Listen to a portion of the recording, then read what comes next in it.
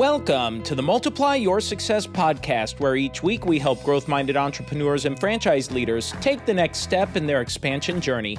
I'm your host, Tom Dufour, CEO of Big Sky Franchise Team, and as we open today, I'm wondering if you have been duped by marketing agencies, or maybe you thought you were duped or weren't even quite sure if you were. Well, our guest today is Amber Gage, and she shares with us the 4 C's in marketing that she uses to help avoid getting duped. Now, I'm excited for Amber to be on the show for a bunch of reasons, but largely because Amber and I have a lot of mutual friends, in particular, Ellen Rohr, who, if you've been a longtime listener, Ellen was a guest on episode 20. I'll link that in the show notes here. Ellen is just an amazing person. She's one of my favorite people, and she's fantastic. She's a longtime client and someone I just think very highly of. And Amber and I connected together through Ellen. We didn't even realize it. And Amber's background is she's a third-generation entrepreneur, and she's a certified story brand guide with over 15 years of experience as a marketing strategist, working with industries such as home services, construction, software as a service, beauty, health, home building, manufacturing, medical, and family businesses. She's passionate about demystifying marketing for entrepreneurs and helping small service-based businesses build marketing and sales systems that consistently attract clients and create steady cash flow. As the creator of the 4 C's of effective marketing and a proven system that has helped hundreds of entrepreneurs nationwide, Amber combines effective strategies with mindset work to help business owners confidently achieve their goals while simplifying their lives. She's the author of the international best-selling book, The Far Beyond Marketing Guidebook, and is a sought-after speaker. Her book also is linked in our show notes. You're going to love this interview, so let's go ahead and jump right into it. Hey, Tom, thanks so much for having me today. It's a blessing to be here. So my name is Amber Gage. I am the founder of Far Beyond Marketing. We are a white glove agency out of McKinney, Texas. And I just refer to myself as the chief strategic advisor. I love helping companies grow with marketing and kind of a nerd when it comes to that. So that's what I do. I love it. Well, and really the big topic for us to talk about today is your book, titled very similarly to your company name, with the Far Beyond Marketing Guidebook. So I'd love for you just to give us a quick overview of the Far Beyond Marketing Guidebook, and then let's talk about what led you to want to write a book. Yeah, so the Far Beyond Marketing Guidebook was a year and a half labor of love and pain and everything else that goes into writing a book. It was born out of necessity because I found myself sounding like a broken record.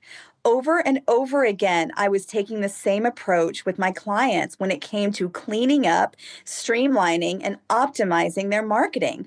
And I found, with over 20 years of experience in doing marketing for franchisees and doing a lot of consulting for franchisors, that there was a simple model that, when followed, we got more out of the same level of spend. And that's what the book is all about. It's about the 4 C's of effective marketing, how to stop being duped by bad marketing. Well, I think that's a great segue point here, because I think anyone who's been in business long enough, who's run their own marketing and gone through that, has been duped or felt like they've been duped. Maybe they weren't, but there was maybe a misunderstanding, a lack of knowledge from the other side. I know I've been there, where I've been in that position. Maybe talk through how the book helps avoid being, quote, duped or misled maybe in a wrong direction, and some of the things you recommend there. Yeah, absolutely. So I think a lot of times we as marketers fall into the fatal trap of assuming that our clients are also marketers. And the bottom line is that they are not. And quite frankly, they should not be. But I do believe that every entrepreneur should know enough about marketing to be dangerous and to make well-informed decisions. So unfortunately, when people get duped by bad marketing, they're getting duped because they don't understand or are placing blind faith and trust in a company who is making recommendations, who are not taking the time to really dig into the operational goals and nuances of their client. So the way that the book is structured, it should be a literal back pocket guidebook for any busy entrepreneur. to get the 411, the down and dirty of the essentials of marketing. There's even an appendix in the back that explains what the abbreviations of SEO, ROAS, and ROI are, so that they can feel empowered walking into any meeting that they go into, so that they can make well-informed decisions. That kind of just explaining the acronyms, right? There's so much language and content. And if you're not using it every day, you might hear it as an owner here and there, but do you really understand what it means? I think that's a great little resource. And well, let's talk about the 4 C's. You mentioned the 4 C's. Talk through that, if you will. Yeah, the 4 C's of effective marketing. So the first C is copy. Clear copy. We see rather, so many businesses who are passionate about investing money, thousands of dollars a month, in paid ads per se, but they've never sat down with their team and really clarified what their company message is. What is their unique selling position? What is their brand story? We piecemeal together businesses. I'm a third generation entrepreneur myself. I know what it's like to just start a business, wear all the hats, and then just grow by the Frankenstein effect, right? But when you do that and you don't take time to clarify your message and understand who you are as a company, the problems and services you solve for your clients, then your marketing is in fact confusing, and it misses the mark when you're trying to talk to these essential clients, right? So the first C of effective marketing is clear copy. Know how to talk about your business in a way that people will shut up and listen. When you think about creating that clear copy, what does that look like? So I take my clients through the Story Brand 7-part framework created by Donald Miller. There's only a few hundred of us in the world that are certified to do this. It's a great framework. It's a wonderful book that Don wrote. And I find that if you spend just 90 minutes with a client in the room or even virtually, that you're able to get everyone on the same page with their calls to action, their unique selling position, their brand story, their elevator pitch. And if we take the time to do that, then that messaging informs all the creative collateral that we might create afterwards. Love it. Well, we talked about clarity. What's the next C on the list? Or getting clear for clear copy, I should say. Yeah, the next C on the list is consistent branding. Isn't it so tempting, Tom, to just put something on the side of a truck or slap another font together or test another ad that has nothing to do with what you've done previously?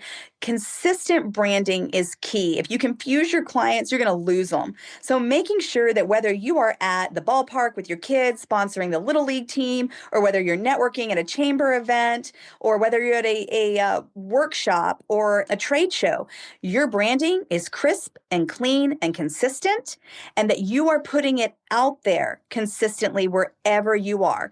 Marketing has no silver bullet. It's a frequency over reach, and it's a numbers game. So making sure that your branding is cohesive, making sure that you are consistently putting it out there so that people can find you and then know who you are, what you do, and what problems you solve. Man, you would be surprised at how quickly that solves a lot of problems for people.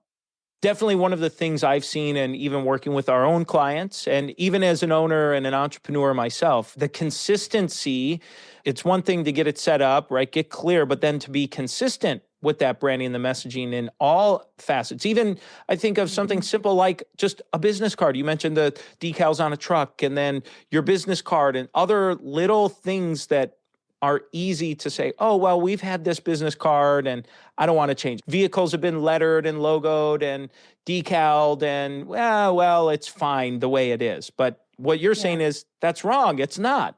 No, you need to make sure that it's consistent all the way through. The human brain loves consistency, patterns, and clarity. And if you confuse, you lose.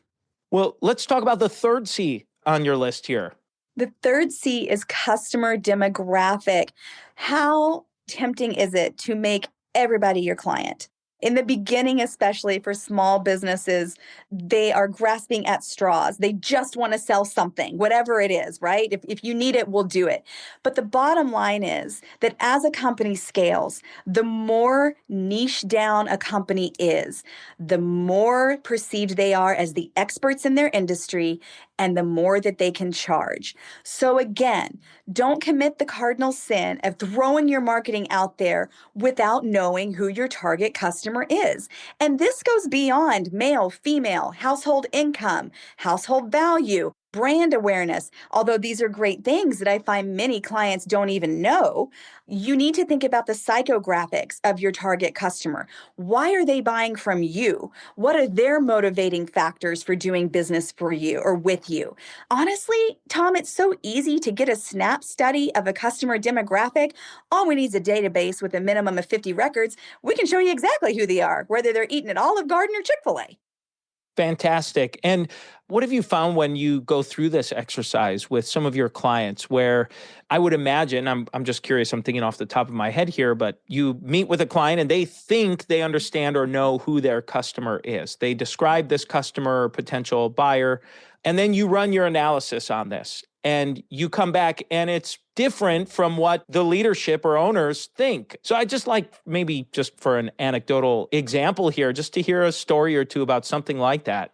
Yeah, it happens so frequently, Tom. So what we find is there's a perceived assumption about who the target audience is. And then we request that our client will run a database analysis cross-referenced with their top revenue generating line items, right? What is it?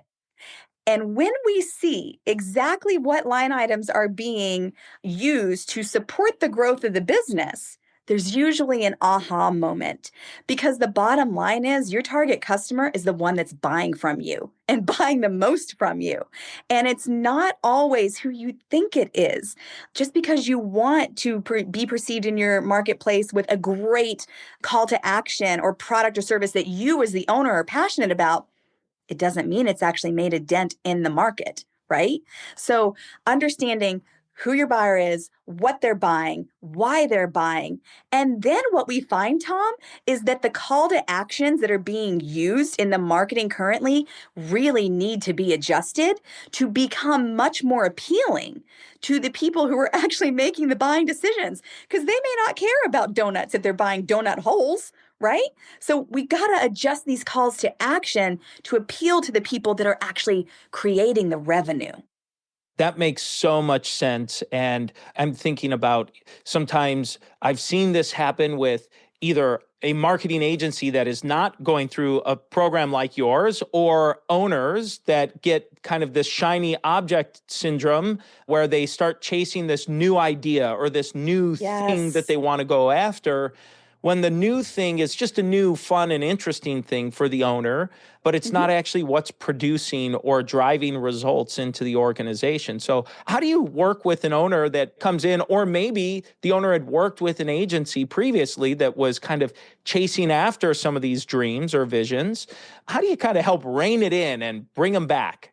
Yeah, I think, I'm famous among my team for saying swim lanes, people. Like, let's keep it between the lanes. So I try to encourage my beloved clients that a great new idea is wonderful. It's a great new idea, but let's put parameters around it. Let's assign our own budget. Let's create a test campaign. Let's segment it out so that we can thoroughly A/B test it and see what the hard data says about this wonderful idea. An owner is by nature an expert in their field, and we should never diminish that. They have become successful in and of themselves by their own blood, sweat, and tears. That should be acknowledged and it should be buoyed. But let's not let the passion and the drive cloud the judgment at the behest of the successful business that they already have. Great ideas are great, but we don't throw the baby out with the bathwater, as we say in the South. Thank you for sharing that. That was really good. This final C, let's have a conversation about that. The final C is channel management. And I do use this term loosely because channel management is in itself its own due process and looks very different based on the industry that a business may be in. But what I mean by channel management is the rinse and repeat cycle of upselling to an existing client. We know that it is so much more expensive to sell and obtain a new client versus upselling and continuously serving an existing client. If you are sinking marketing dollars into your business and you got a turn 'em and burn 'em attitude, You're going to have a turn 'em and burn 'em kind of culture. And what we know is that brands that sustain are brands that upsell. So, what is the internal operational process that can get married with marketing so that your marketing works in the background and all you have to do is rinse and repeat? Maybe it's a membership program. Maybe it's an A B test. Maybe it's switching out the call to action on an existing campaign while your branding's staying consistent. Maybe it's a seasonal offer. But we need to put thought, energy, and effort into meticulously and passionately and continuously serving those existing clients. How do you work with your clients in helping them serve their customers or maybe identifying different ways? I'm thinking of, for example, maybe a restaurant that comes in and says, well, I don't really know what I can do. Or maybe there's a home services provider that's an emergency type business. How do you work with folks in helping see a bigger picture? Yeah. Well, we really strive to take a consultative approach, Tom. So, whether we are having a conversation with them in person or virtually, whether we're planning out a social media campaign for the next 12 months, whether we're planning a paid campaign or an OTT campaign, we're going to work with them to think outside of the box. We're going to sit down with them and really learn about the seasonality of their business, about the different calls to action and products and services that they offer. And then, underneath their guidance and their expertise of their business, we can help them come up with some upselling opportunities and some marketing platforms that will support those goals. Excellent. Well, and while we're on this topic of the 4 C's in your book, I forgot to ask, how can someone get a copy if they're interested? Where can they go to get a copy of this? Absolutely, Tom. So the book is available on Amazon. It was an international bestseller in 4 countries. So you can get the digital version or the hardback and paperback version on Amazon. You can also get a copy of it on our website, farbeyondmarketing.com. And, if you're ready to take it a step further and you're like me, you're a lifelong learner, you can even sign up for our course that expands upon the content of the book and empowers you to put the practices in place in your business by going to our course and taking it. For someone, Amber, who maybe says, well, I like this, Amber, but I'm not one who's maybe going to read books or attend a course. I'd rather just hire someone or work directly with you or your company. How can they do that? Absolutely. We have that covered too. We're a full service white glove agency. Even our company phone number is text enabled. So when someone texts us, our entire team sees it. So you can go to farbeyondmarketing.com and request a free consultation. We'll always meet for you for the first time and gift you 30 minutes of my time or one of my project managers' time. Be glad to help you make well-informed decisions about your marketing. Wonderful. Well, this is a great time in the show, Amber, and we make a transition and we ask every guest the same 4 questions before they go. And the first question we ask is, have you had a miss or two on your journey and something you learned from it? Oh man, just one or two? I feel like I define my grandmother's definition of a blind squirrel that found a nut. I mean, you just sometimes keep going until you find some success. But yes, the miss on my journey was certainly imposter syndrome early on. I think when we make the transition, we have to really believe that we add value.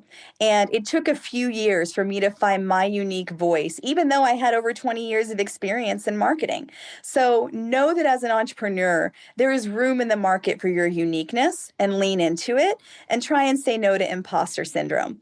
The other thing that was a massive miss for me was not delegating early on. I thought I could wear all the hats, be a mom, and run my business. And boy, was I wrong. The best thing I ever did for myself was to hire a team and hire people that are so much smarter than me. Excellent. Well, let's look on the other side. We talked about a miss. Let's talk about a make or two, a highlight. I would say a make has been developing great relationships with affiliate partners. No company can do everything well. We should always have a subset of expertise.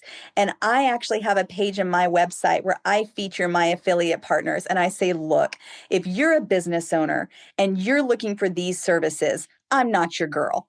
But I've been in business long enough to know who's worth their salt and who I feel confident recommending. So having a great network of affiliate partners that you know will serve your clients well is a great opportunity to also add value and bring peace of mind. Wonderful. Well, the name of the show is called Multiply Your Success. And we always like to ask if you've used a multiplier to grow yourself personally or professionally or other businesses you've run. Yes, absolutely. So a CRM is a great multiplier.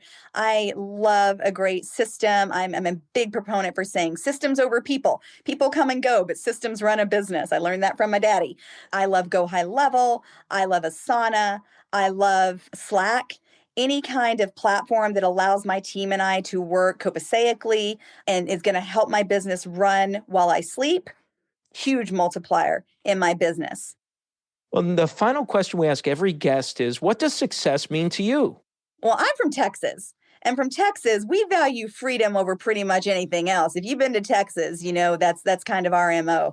So success for me looks like freedom. It looks like flexibility, and it looks like, I mean, money's a driver, right? So having the freedom to work when you want, how you want, and play when you want, I would say is a big factor in success for me. Wonderful. And as we bring this to a close, Amber, is there anything you are hoping to share or get across that you haven't had a chance to yet? You know, the only thing I would share with your listeners, Tom, is to not be discouraged, that they shouldn't be a marketing genius, but there are people out there who want to help them achieve their goals, and that marketing can absolutely work for them and be fun. The only other thing I'll say is that I actually do offer an entrepreneurial toolkit to anyone that needs a leg up in marketing. You can go to my website, you can get an annual social media marketing plan, a quiz about your marketing, and a free chapter in my book.